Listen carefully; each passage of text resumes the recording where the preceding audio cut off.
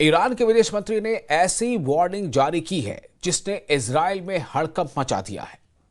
Iran के विदेश मंत्री अब्बास अरागची ने उनके एक एक शब्द को डिकोड किया जा रहा है।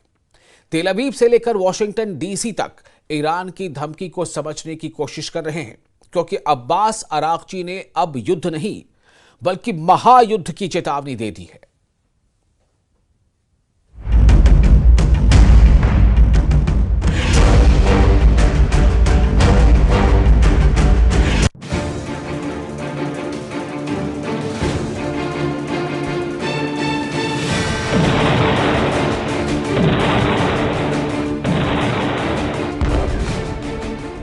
जिसे भी लग रहा है कि युद्ध खत्म हो गया, गाजा में धमाके खामोश पड़ चुके हैं, जिसे भी लग रहा है कि सीरिया में शांति आ चुकी है, लेबनान में हिजबुल्ला हथियार डाल चुका है, इजराइल का ऑपरेशन ठंडा पड़ चुका है, उसको चौंकाने वाली खबर ऐसी आई है कि 2025 की शुरुआत बहुत डराने वाली होगी।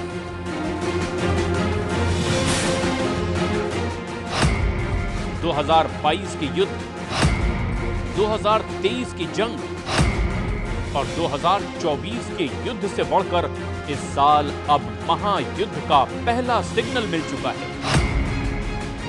2025 की शुरुआत यानी जनवरी के महीने में ही एक बड़ी जंग दस्तक देने लगी है। ईरान ने जनवरी के महीने में ही अपनी 1000 से भी ज्यादा मिसाइल लॉन्च करने के लिए तैयार कर ली है। इस बात की तस्दीक ईरान के विदेश मंत्री अब्बास अरागची ने भी कर दी है। अब्बास अरागची ने चीन के मीडिया को एक धमाकेदार इंटरव्यू दिया है। अरागची ने इस इंटरव्यू में जो बोला वो इजराइल की मीडिया में गोला बनकर गिरा है।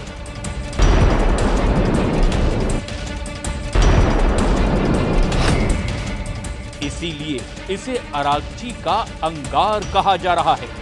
अरागची के अंगारे में इतनी आग है कि पूरा पश्चिम एशिया नए युद्ध में जल सकता है। अरागची ने जो बोला उसे टाइम्स ऑफ इजराइल ने इस तरह से छापा। बताया कि ईरान के विदेश मंत्री ने एक बड़े युद्ध की चेतावनी दी है। इजराइल के जेरूशलम पोस्ट में लिखा, ईरान ने इजराइल को अब ऑल आउट वॉर यानी कि खुल्लम खुल्ला युद्ध की वार्निंग दी है। एक तरफ गाजा में धमाकों के बीच इजरायली सेना ने लगातार ऑपरेशन और बमबारी के साथ साथ सीरिया पर अल-कायदा और आईएसआई के आतंकी रहे जुलानी के आतंकियों पर कब्जा किया।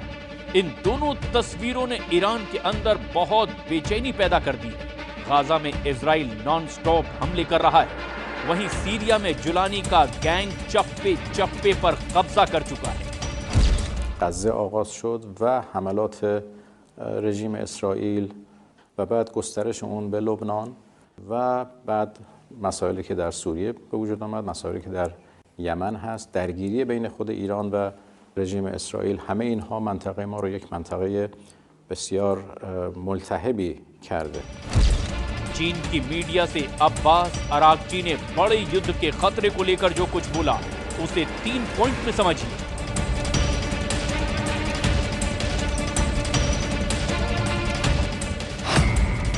अरागची ने कहा कि ईरान भविष्य में इजराइल के किसी भी हमले के लिए तैयार है। अरागची ने कहा कि उम्मीद है कि इजराइल गलत कदम नहीं उठाएगा।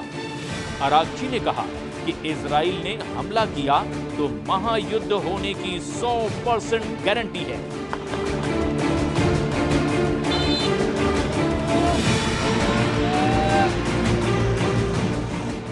इस वक्त ईरान और इजराइल के बीच टेंशन सबसे बुलंद है। एक तरफ नेतन्याहू का वॉर कैबिनेट गाजा, लेबनान और सीरिया के मोर्चे पर खुद को जीता हुआ साबित कर रहा है।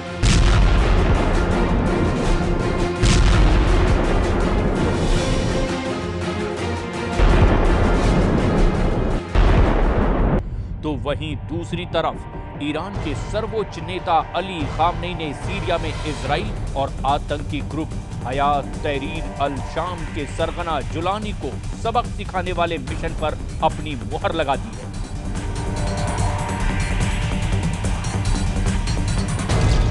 البته پیروزی هم قطعی است. حالا به این جوله باطل نگاه نکنید، بدانید اینایی که امروز جبلان میرن یه روز زیر پای مؤمنین لگدمال خواهند شد. खामनेई के बयान में नेतन्याहू के साथ जुलानी के लिए बड़ी वार्निंग है। खामनेई ने तय कर लिया है कि जिस तरह असद सरकार को हटाकर सीरिया को लूटा गया, अब उसी सीरिया के लोग इसका बदला भी लेंगे। उनके टारगेट पर अमेरिका के वो अड्डे होंगे जो ईरान के लिए खतरा बन चुके हैं। امروز آمریکایی ها در سوریه پی در پی پایگاه میسازن. حتما این پایگاه ها در زیر لگد جوانان سوری پایمال خواهد شد. खामनेई ने जो कहा उसकी गंभीरता नेतन्याहू और उनके चाहने वाले बहुत अच्छी तरह समझते हैं। डोनाल्ड ट्रंप को भी मालूम है कि राष्ट्रपति पद की शपथ लेने से पहले इजराइल और ईरान के बीच सीधा युद्ध किसी भी वक्त भड़क सकता है। ईरान के हाथ से सीरिया निकल चुका है, लेकिन खामनेई का इरादा बता रहा है कि इजराइल और अमेरिका को फंसाने वाले खेल की चाल ईरान ने चलनी शुरू कर दी है।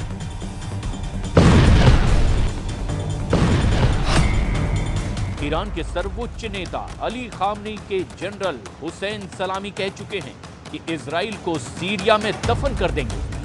زندگی می‌کردند چون ما به دنبال عزتشان بودیم.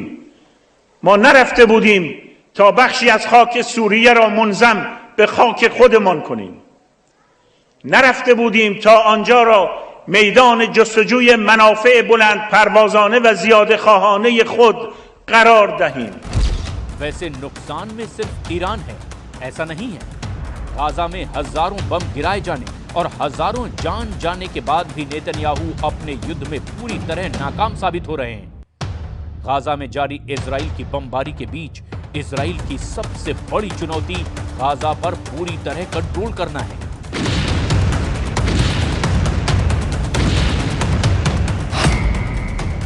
जिसमें नेतन्याहू और उनकी सेना 100% फेल साबित हुई है, क्योंकि हमास अब भी गाजा में एक्टिव है।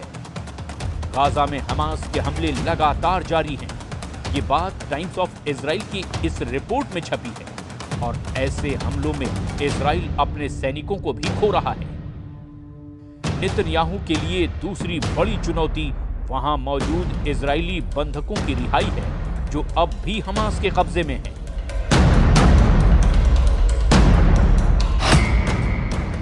इसमें भी नेतन्याहू और उनकी बहुत ही आधुनिक सेना 100% फेल साबित हुई है। इजरायली बंधक अब भी हमास के कब्जे में हैं। इजरायली अखबार हॉरेट्स में छपी खबर बताती है कि नेतन्याहू पर दबाव बढ़ाने की कोशिश हो रही है।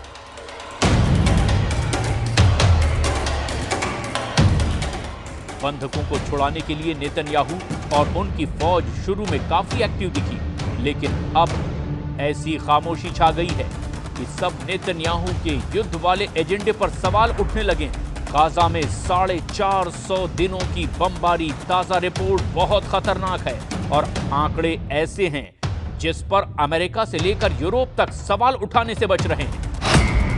गाजा पर इजराइल की बमबारी में अब तक 46,000 से ज्यादा फिलिस्तीनी नागरिकों की मौत हो चुकी है। इनमें करीब 20,000 बच्चे थे। वहीं हमास के कब्जे में करीब 100 बंधक हैं और उनको छुड़ाने के लिए इजराइल में लगातार सीज फायर की मांग की जा रही है।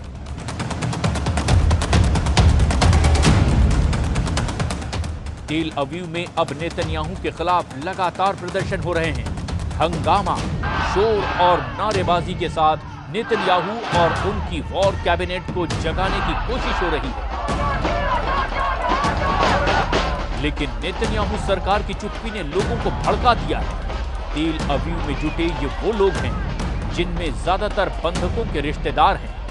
इजराइल अब गाजा में क्या चाहता है, इस बात को लेकर नेतन्याहू की पॉलिसी काफी भ्रम की स्थिति में नजर आती है, क्योंकि जो युद्ध उसने हमास को खत्म करने के लिए शुरू किया था वो अब भी एक्टिव है और इजराइल की फोर्स अब भी गाजा में ज्यादातर इलाकों में सीना चौड़ा करके पेट्रोलिंग नहीं कर सकती।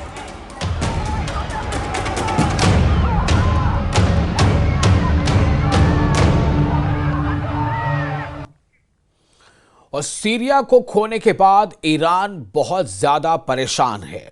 सीरिया फ्रंट पर पुतिन से भी ईरान को मायूसी मिली है। ऐसे में अब खामनेई ने इजराइल को हराने के लिए नया प्लान बनाया है। जब से खामनेई का सीक्रेट मैसेज चीन में शी जिनपिंग के पास पहुंचा है, युद्ध को लेकर तेहरान में एक नई उम्मीद बंधी है।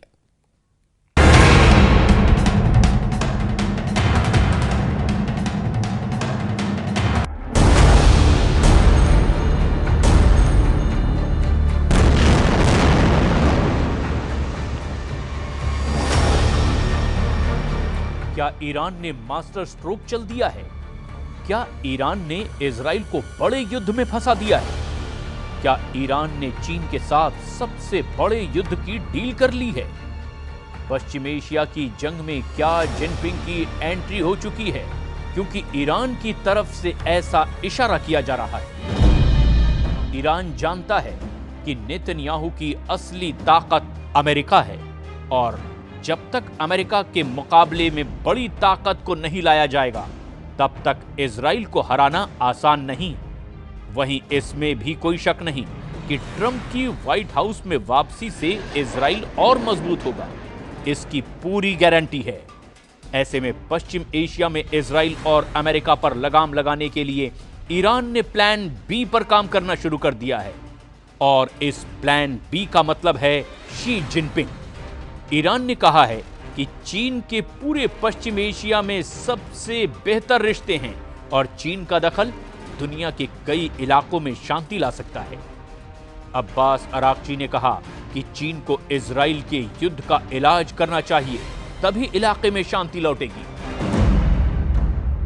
चीन میتونه قدرت ایفای نقش سیاسی در منطقه برای حل و فصل اختلافات، برای کمک به کشورهای منطقه در جهت رسیدن به راه حل‌های مسالمت آمیز برای اختلافات خودشون کمک بکنه چین و جمهوری اسلامی ایران به سهم خودش از این حرکت استقبال میکنه و آمادگی همکاری رو داره. चीन की एंट्री कराना इजराइल के खिलाफ ईरान का बहुत ही खतरनाक प्लान माना जा रहा है। सीरिया का भी इलाज ईरान ने ढूंढ निकाला है। खामनेई ने जुलानी और नेतन्याहू के अलावा अमेरिका को भी सीरिया में हराने के लिए प्लान तैयार कर लिया है। इजराइल इस वक्त गाजा पर लगातार हमले कर रहा है। दक्षिण लेबनान में अब भी इजराइल की फोर्स एक्टिव है और इसे लेकर हिजबुल्लाह ने फिर से युद्ध शुरू करने के सिग्नल देने चालू कर दिए।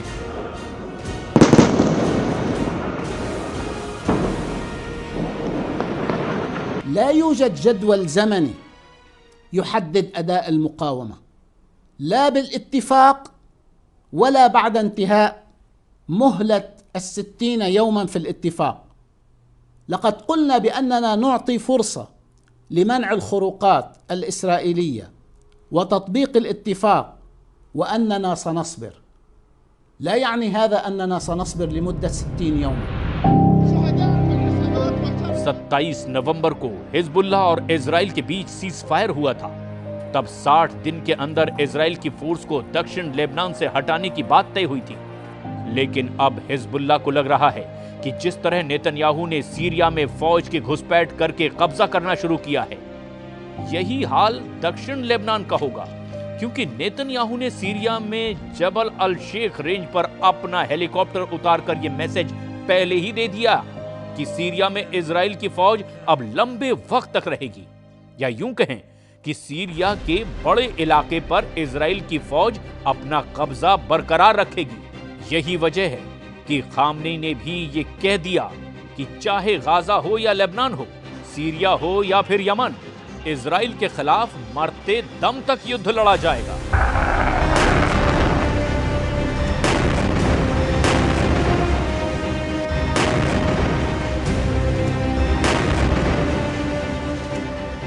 هر خونی که لبنان نماد مقاومت و پیروز خواهد شد، یمن هم نماد مقاومت و پیروز خواهد شد و انشاءالله دشمن و متجاوزین در رأس همه اونها آمریکای طماع و جنایتکار مجبور خواهند شد دست از سر مردم منطقه و ملت‌های منطقه بردارن و با ذلت از این منطقه انشاءالله خارج بشن. इसमें कोई शक नहीं कि ईरान एक तरह से सीरिया में हारा है। वहां की असद सरकार को हटाने के पीछे अमेरिका और इजराइल का जॉइंट प्लान रहा और बशर अल असद को सत्ता से हटाने में जुलानी सबसे आगे रहा और जुलानी का नजरिया इजराइल को लेकर काफी नर्म है। नेतन्याहू भी कह चुके हैं कि सीरिया में असद सरकार को हटाना इजराइल का मास्टर स्ट्रोक है। The historic events we witnessed today are a chain reaction to the pounding of Hamas, the decimation of Hezbollah, the targeting of Nasrallah, the blows we delivered to the Iran regime's axis of terror. And all this came, as President Trump pointed out this week, because of Israel and its fighting success. Iran जानता है कि Netanyahu ने Iran के साथ नया mind game खेलना शुरू कर दिया है। ईरान की अपनी रणनीति है और इसकी वजह बड़ी मजबूरी भी है। सीरिया इस बात का सबूत है कि ईरान का रुख इजराइल को लेकर और सख्त होता जा रहा है। ईरान के विदेश मंत्री अब्बास अरागची ने इजराइल को चेतावनी दी कि अगर उस पर हमला करने की कोशिश हुई तो पूरा पश्चिम एशिया युद्ध में जलेगा। यही वजह है कि अब्बास अरागची ने चीन को युद्ध का इनविटेशन दे दिया है। ईरान चाहता है कि चीन भी सीरिया, गाजा और लेबनान के वॉर जोन में एंट्री करे और इसे ही ईरान की चीन के साथ सबसे बड़े युद्ध की डील कहा जा रहा है। ईरान किसी भी कीमत पर नहीं चाहता कि सीरिया में इजराइल मजबूत हो, जबकि नेतन्याहू ने तो सीरिया में बफर जोन का एक्सटेंशन बनाना भी शुरू कर दिया है। लेकिन ईरान से लेकर सऊदी अरब और बाकी अरब देश भी बहुत अच्छी तरह से जानते हैं कि ग्रेटर इजराइल नेतन्याहू के वॉर कैबिनेट का सबसे बड़ा एजेंडा है और इस एजेंडे को नहीं रोका गया तो उनका काम भी तमाम हो जाएगा। और यही वजह है कि ईरान ने बाकी अरब देश से अपने संबंध बेहतर बनाने शुरू कर दिए हैं। بسیار پر التهاب در منطقه خاورمیانه و غرب آسیا رخ انجام گرفت. ما چند اولویت داریم. یکی از این اولویت‌ها حسن روابط همسایگی در منطقه پیرامونی خودمون هست. ایجاد ارتباط خوب. इसमें कोई शक नहीं कि पश्चिम एशिया में युद्ध खत्म होने का नाम नहीं ले रहा और इस युद्ध में सबसे ज्यादा धमाका इजराइल ही कर रहा है, चाहे गाजा हो या फिर सीरिया या फिर दक्षिण लेबनान। धमाके बहुत ज्यादा हो रहे हैं और मौतों का आंकड़ा भी बेकाबू हो चुका है। इस वक्त गाजा, लेबनान और सीरिया के आसमान में इजराइल की एयरफोर्स बहुत एक्टिव है। इजराइल के F-15 फाइटर जेट लगातार उड़ान भर रहे हैं और इनको ऐसे ऐसे बमों से लैस किया गया है जिससे ऐसे धमाके हो रहे हैं जिसकी गूंज तेहरान तक पहुंच रही है। इजराइल के इन धमाकों के साथ सीरिया में जुलानी का ऐसा तूफान आया है कि उस तूफान में न सिर्फ बशर अल असद की सरकार उड़ी बल्कि असद की मदद करने वाले पुतिन और खामनेई का मजबूत खूंटा भी उखड़ गया। जुलानी ने सीरिया में ऐसा जाल फैलाया कि इस जाल में फंसे रूस और ईरान की सेना को सीरिया से भागना पड़ा। जुलानी का जाल बुनने वाले तुर्की और इजराइल इस वक्त बहुत खुश हैं। जुलानी का जाल इतना मजबूत बताया जा रहा है जिसकी जद में अब कई और अरब देश भी आ सकते हैं। डर है कि इसमें जॉर्डन के राजा किंग अब्दुल्ला भी फंस ना जाएं और जुलानी का अगला टारगेट जॉर्डन बन सकता है। खौफ सऊदी अरब में भी बढ़ चुका है। यही वजह है कि सीरिया में तख्ता पलट से पहले सऊदी अरब के क्राउन प्रिंस ने बशर अल असद की तरफदारी में कई बातें भी कही थी। इजराइल के धमाकों को लेकर ईरान में खौफ सबसे ज्यादा है। इजराइल सीरिया के सभी मिलिट्री अड्डे तबाह कर चुका है। जुलानी के कब्जे के बाद तो लेबनान और ईरान के बीच वाली ईरान की सप्लाई लाइन भी अब खत्म हो चुकी है और यही वजह है कि ईरान बहुत ज्यादा बेचैन है।